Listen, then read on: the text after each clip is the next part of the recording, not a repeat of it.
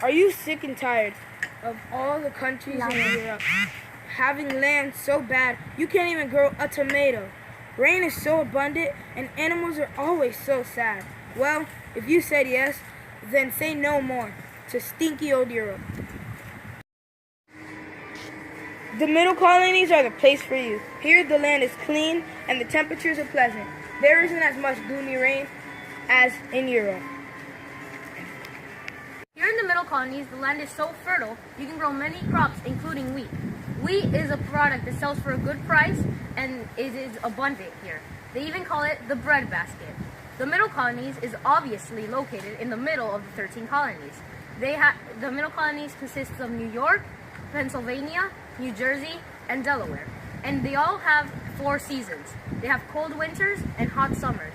And if you settle in the next 3 months, you will get 20 acres of free land. Yes, that is right, 20 acres of free land. Before when I lived in England with all those big cities, castles, and all that, I didn't have time for crops. But now that I moved to the middle colonies, I have the chance to grow corn, wheat, squash, pumpkin, and many things. Here in the middle colonies, as you can see, we have the best and most fertile soil, where you can grow wheat, corn, or anything you feel like.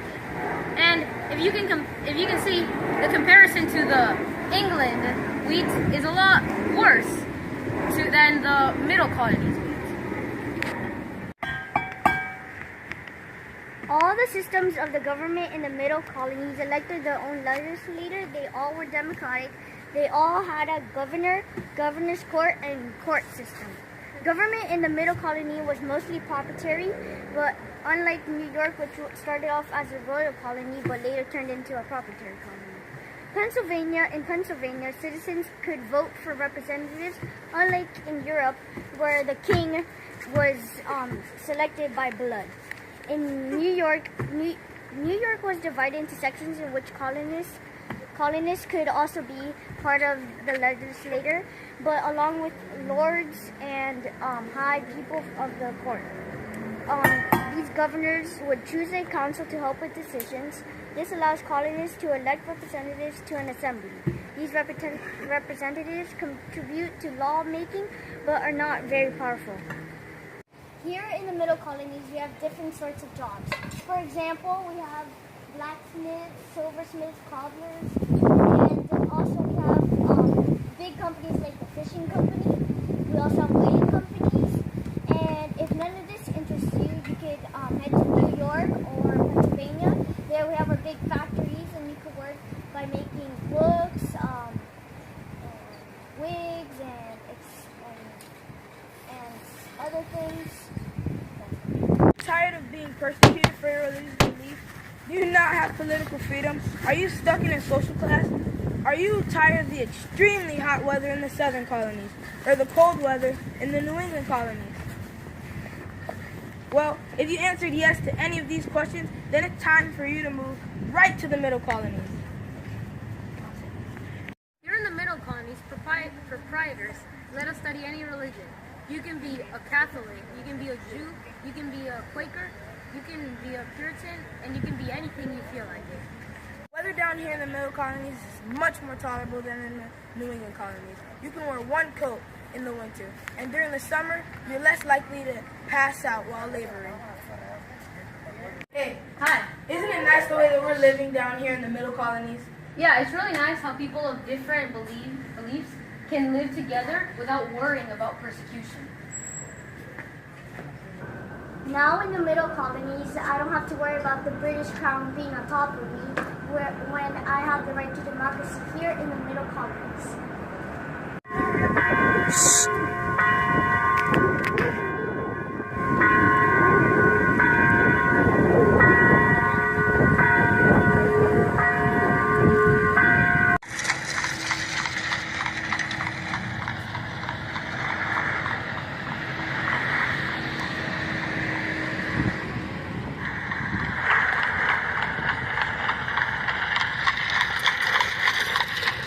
Looking to profit from fur trade, wanting to succeed in exporting agricultural products, timber, coal, and iron ore, tired of being oppressed by the lack of religious freedom?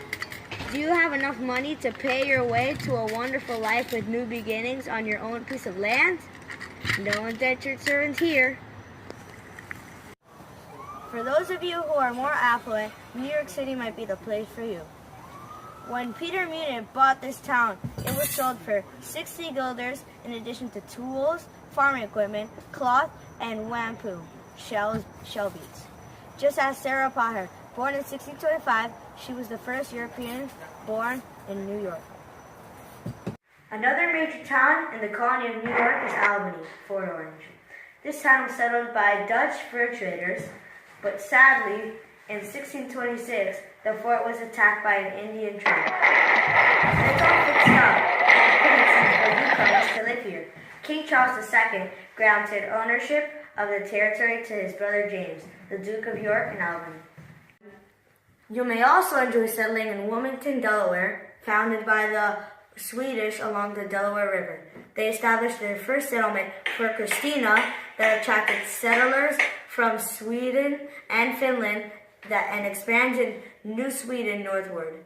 In the settlement of Fort Christina, they built a Holy Trinity Church in 1698. Another church estate could be Burlington, New Jersey. In 1677, Burlington was established as part of William Penn's West Jersey Quaker settlement.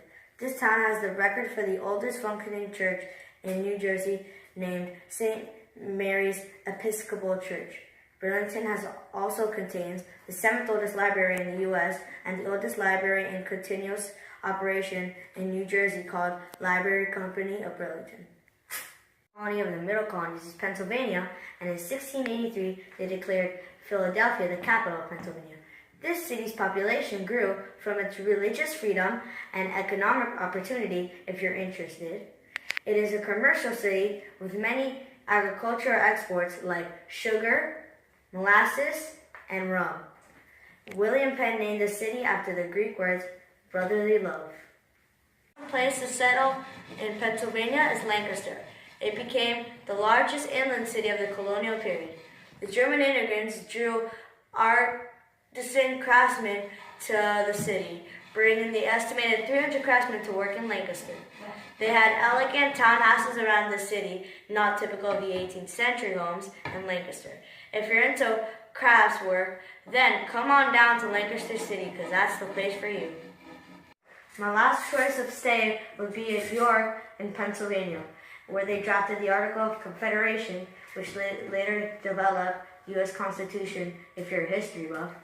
The town resources were created with agricultural richness, industrial vigor, and cultural enterprise. Benjamin Franklin, the person who discovered electricity in 1752, spent some time in New York, and he hired some wagons, 259 horse packs, and some flour to support the conflict. If a historical scientist spent some time here, then you will definitely enjoy the town. And don't forget about the 10 free acres of land, and all have a blessed night.